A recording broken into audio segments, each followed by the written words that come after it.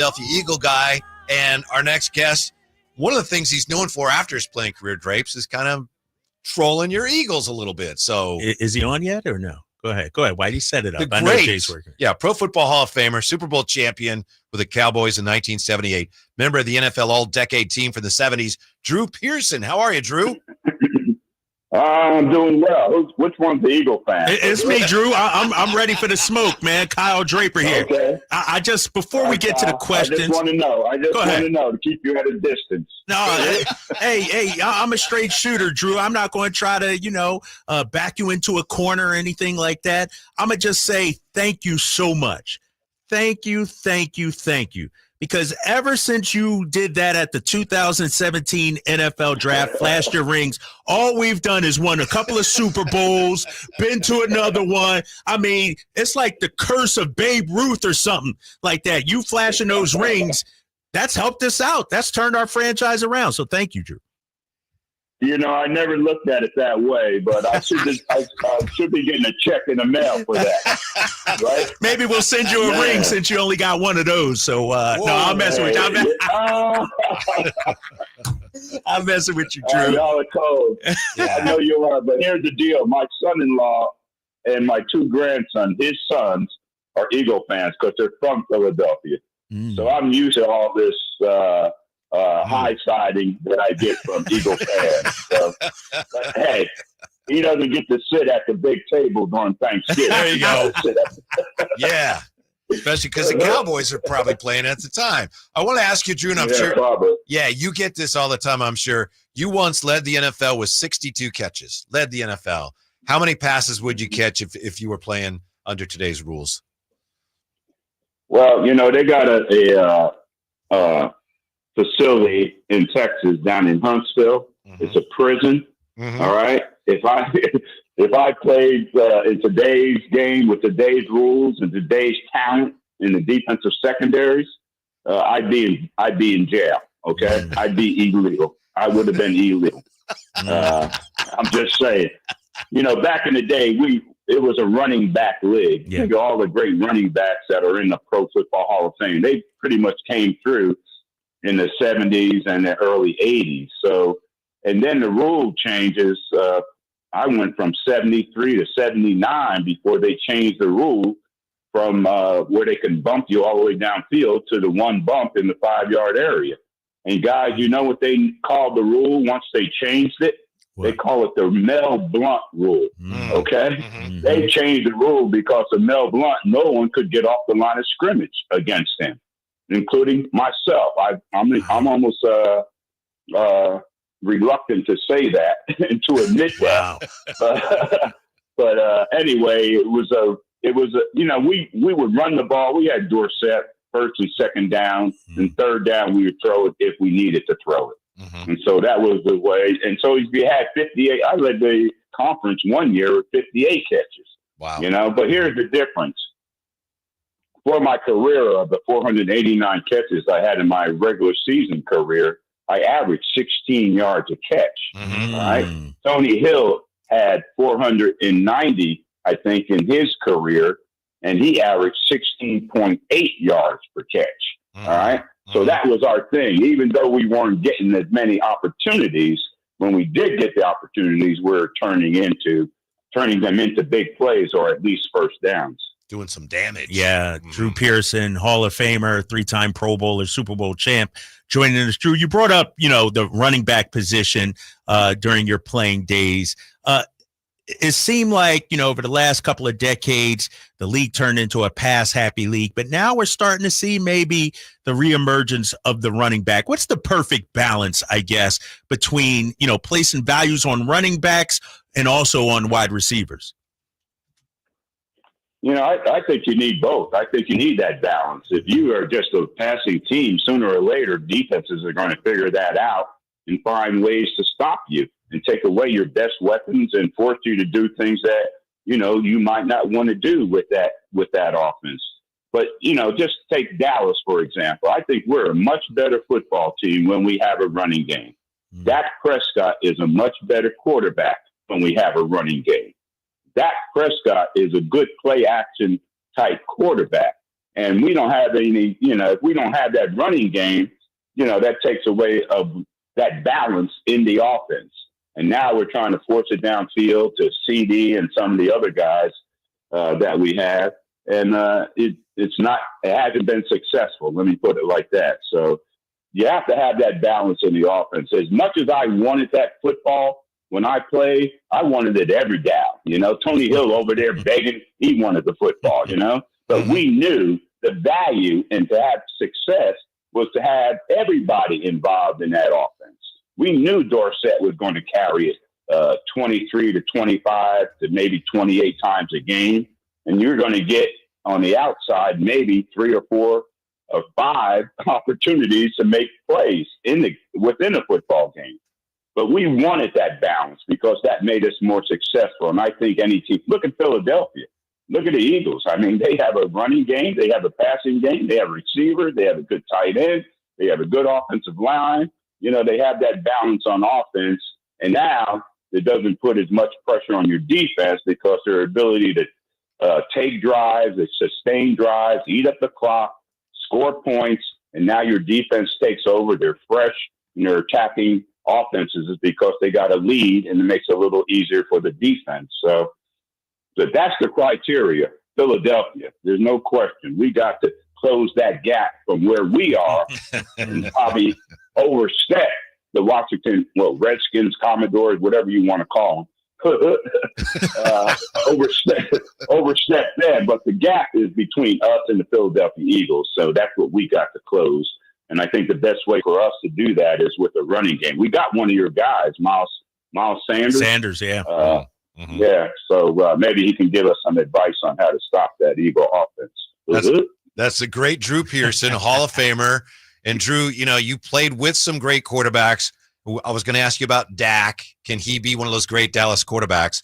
But something I think very few people know about you is that, in high school, you replaced Joe Theismann as quarterback. And in your career, you threw 7 passes, completing 5 of them for 3 touchdowns. You are the most underrated great quarterback in Dallas Cowboy history. Well, I tell that to Roger Staubach every time I see him. So I have a higher quarterback rating than him. But no, I was a high school quarterback. I never wanted to play quarterback. But after Joey left, when Joey was there as a senior, I was a sophomore, and I played split end and safety on defense.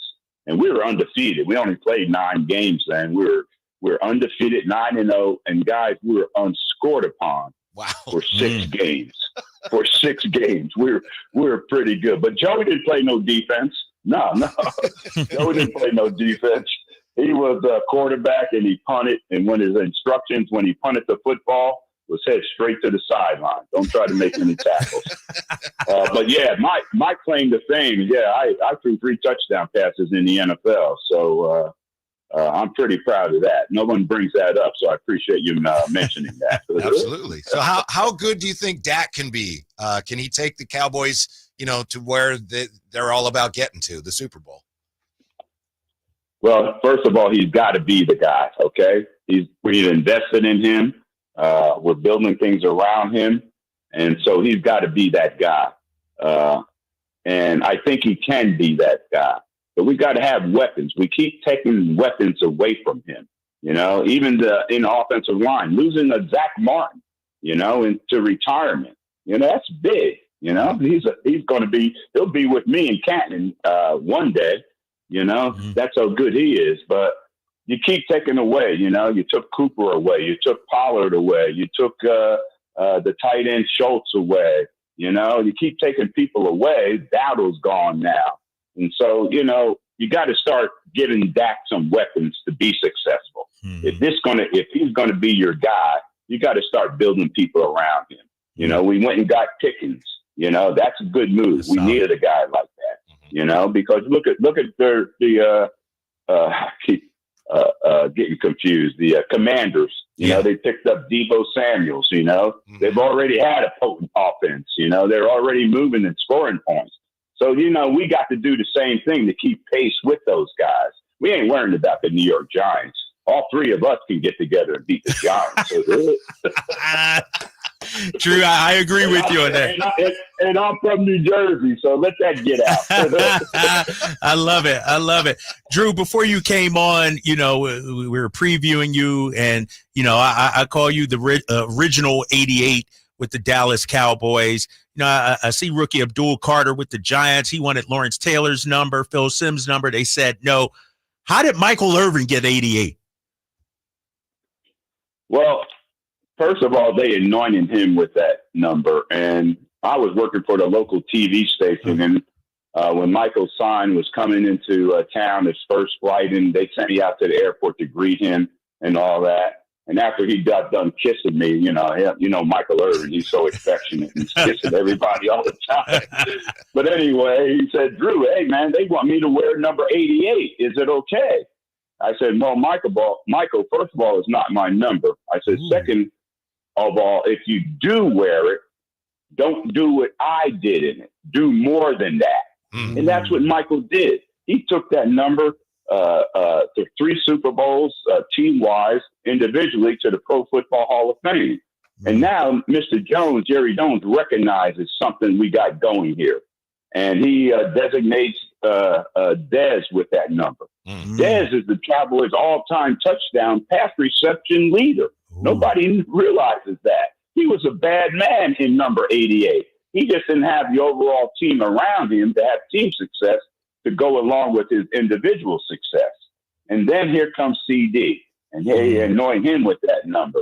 But I like the way the Cowboys are doing that. No other team does a number like that. That's interesting.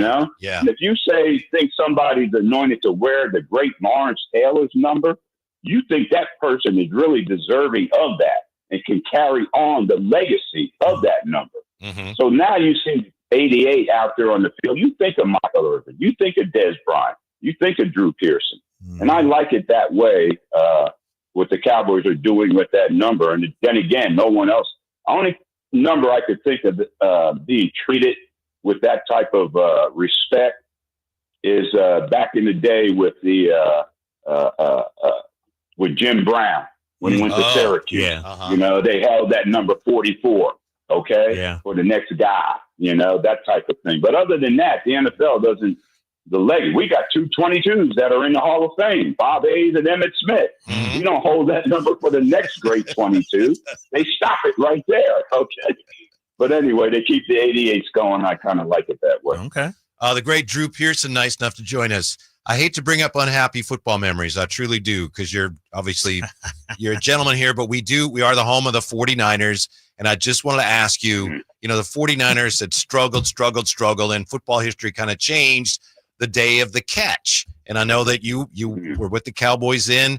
How stunned by that play were you? And could you sense maybe things shifting a little bit with the 49ers and that Joe Montana, Bill Walsh team coming into the forefront of the NFL? Absolutely. Yeah. We gave them life.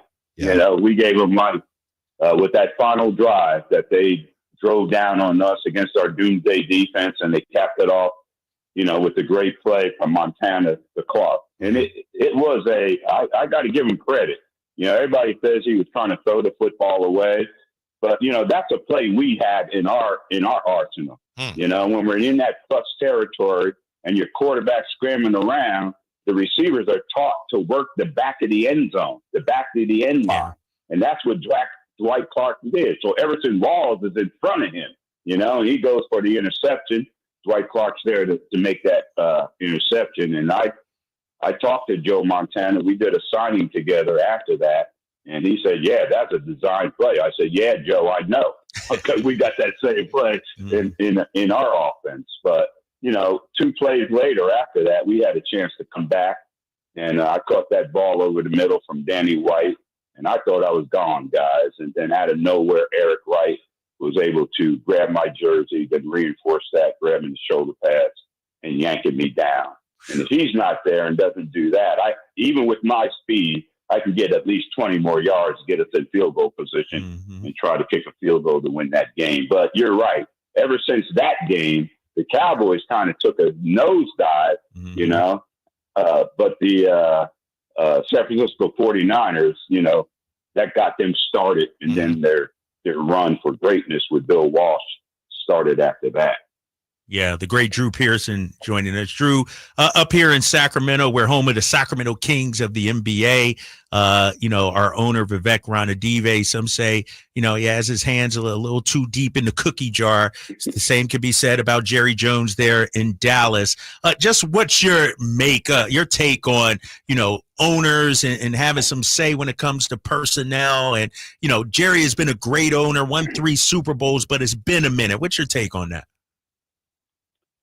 Yeah, he's such a smart man, and there's no doubt in my mind everything he does every day, waking up, going to bed, Cowboys are on his mind. And it's all about winning, not just being there, being the number one sports franchise, value-wise, or none of that. All that comes with it. But he knows it's all predicated on success with that football team. And so there's no doubt in my mind that's what he wants to do. Now, the way he does it, maybe we question that, the way things have been going the last, 30 years or so. So we question that, but that's all we can do, guys. He's not going anywhere. And if he does go anywhere, the Jones name is not going anywhere because Steven will take over. And I go to events. And he got grandkids involved in the business and everything. It's going to always be the Jones family, unless one of them decides to sell it, which I don't think they would ever do that. But anyway, it's just we had they invited us to a Legends Day where they invited all the former Cowboys to come in and mingle and associate and be part of the OTAs with the current team. And that was one of the best things that they've done in years because, guys, we are a resource. They hear about Drew Pearson, but these guys never met Drew Pearson. They hear about Tony Dorsett, Too Tall Jones, Randy White, Emmitt Smith, Charles Haley. They hear about these guys, but the Cowboys don't bring us around these guys. So they don't know anything about us. We can't teach them. We can't talk to them. But in the OTAs with the new coach, Schottenheimer, he came in and he brought us all in to be part of it. And we were able to talk to the guys. What I talked to them about was entitlement. I said, everybody looks at you as Dallas Cowboys now, and they say, you guys are entitled. You haven't done anything, but you're riding the success of the history of the organization and that type of thing. I said, what we got to do this season is eliminate that title, okay? Eliminate entitlement. And that means that you're having success out there in football field and you're creating your own legacy, not based on what we did, but what you're doing. Okay. And other guys got up and talked. Randy White got up and talked to the team, and Charles Haley got up and talked to the team.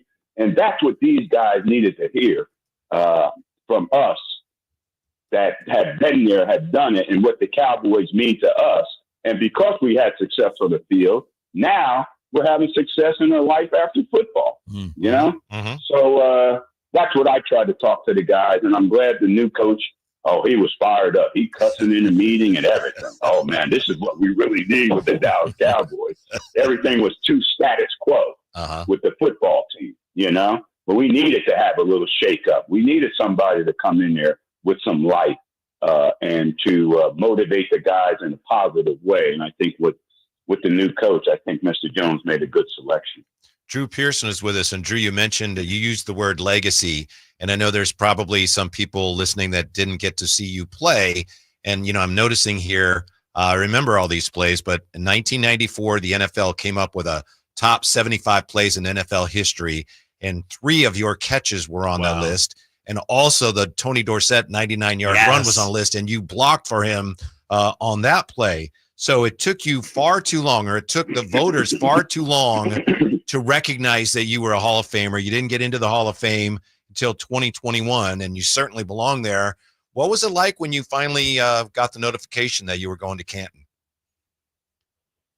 It was the completion of what I wanted very badly. It's a complete, guys, when you're going through your career, you don't think about being a Hall of Famer. You just want to have success. My goal, really, when I came down that tunnel to step on the field at Texas Stadium each and every game, I'd look to the right And I see those names in the Dallas Cowboys Ring of Honor. And that's what I wanted to be one day, to have my performance that day be another stepping stone to one day be in that Dallas Cowboy Ring of Honor. Then if you get that kind of recognition, then maybe you can start thinking about the Pro Football Hall of Fame. But, I had to wait a while. It looked like I wasn't going to get in, but I'm in. But it's a tough process. And because it's so difficult to get in, that makes it more prestigious when you finally do get in. And that's why you got to wait your turn. You got to be patient. You can't come out and criticize the hall, because sooner or later, maybe if God is good to you, you're going to be in there. And when the best part of the Hall of Fame weekend, they ask me every year if I'm going to go, if I'm going to show up. I said, I got a condo in Canton. You can't get me out of Canton. Okay? All right, you can't get me out of. You don't have to ask me every year if I'm going to go. Okay, I'm going to be there. And but the best part of that weekend is the Hall of Fame luncheon, where it's just Hall of Famers in there. No media, no press, it's just us. And man, it's so special to bring around the guys, and the camaraderie you show despite the battles you might have had with these guys, over the years. But now you're on the same team, and it's a great feeling. So I'm glad I was able to, have been able to experience that. And now I'm trying to talk up some other guys like Harvey Martin, Too Tall Jones, Everson Walls. These guys deserve that recognition, and hopefully one day they'll be able to experience that as well. Drew, final question here. It's Kyle, the Eagles fan. I want to do full disclosure, though, because my co-host and producer, they've gotten on me over the years. I actually grew up a Cowboys fan. I was a big Drew. I know. You can't believe it. Drew Pearson. So this is an honor for me. Tony Dorsett is my favorite player of all time. Ed Too Tall Jones, Tony Hill, you name it. That's how far. Danny White. I was a huge Danny White fan. Things changed for me when Tony Romo came on and they sort of handed him the keys and anointed him the next one. I just want to ask you, has your opinion of Eagles fans and of me changed during this interview, especially knowing that I idolized you growing up, Drew? That 88, oh my gosh, I used to watch you guys all the time.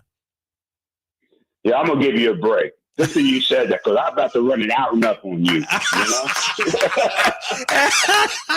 I'm about to get you to start a step and go. Okay? Yeah. But see, I don't know what happened. I was about to say, what happened to you? How could you change like that after all those years of being a Cowboy fan and knowing the history and being a Drew Pearson fan? Had to have the socks perfect, the wristbands, the little hair coming out the back of the helmet, and all that kind of stuff. You're emulating all that, and then all of a sudden you become an Eagle fan? Well, once I got older, moved away from Philly, and Tony Romo just rubbed me the wrong way. I'm sorry. It was just they were start calling him the greatest quarterback in Cowboys. I'm a Danny White guy. I'm a Troy Aikman guy, Staubach. And I just thought they sort of anointed Romo a little too quickly, and that turned me off, man. Yeah, I can understand that, between you and me. I felt the same way. But, I grew up a Giant and Jet fan, and I couldn't stand the Cowboys growing up, I became a Cowboy fan when I got that first check. Right. I said, I'm going to be a Cowboy fan. I hope I can be a Cowboy fan for a while. Great stuff, Drew. Yeah. Great stuff. The great Drew Pearson. Thank you so much for being so generous with your time. We appreciate it very much. Have a great rest of your week. We hope to talk to you again soon, Drew. Thank you very much for coming on with us. Anytime. Kyle and Kevin, my man. For anytime. Appreciate you. All right. All right, Drew. Appreciate it. Oh, man.